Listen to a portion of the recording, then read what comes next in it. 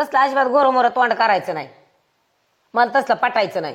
अहो असं कसं पाठायचं नाही, मी एवढी शिकलेली आहे, एवढी सवरलेली, आणि मी तसं पण गावाकडे कधी राहिलेली नाही, तिकडे सिटी मध्येच राहिलेली. अहो माझ्या मैत्रिणी त्या येतात, छोटे छोटे कपडे घालून येतात. अहो माझ्या हसतात एवढी मोठी साडी पाहून, काय म्हणतात काय बारदान दिसतं ना अंगाला त्या गुंडळून पुरी घेतले. मैत्रिणीला म्हणायचं, आता मी आई बाप्पाच्या घरी नाही म्हणायचं, मी नांदाय गेली, सासरे येत इथं.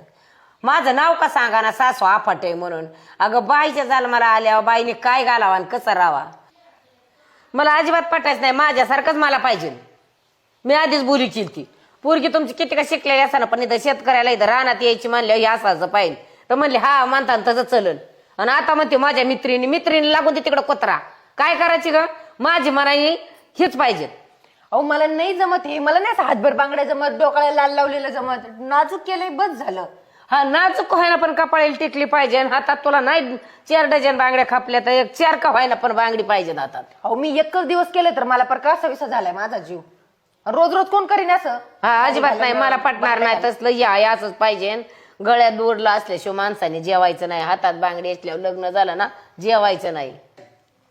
हे बघा मी तुम्हाला आत्ताच सांगते, माझ्याकडे होणार पण नाही आणि मी करणार पण नाही. अगो बाया, किती हात पाय आपटीत गेली ना तरी माझ्या चॅनीचं सुद्धा जमणार नाही.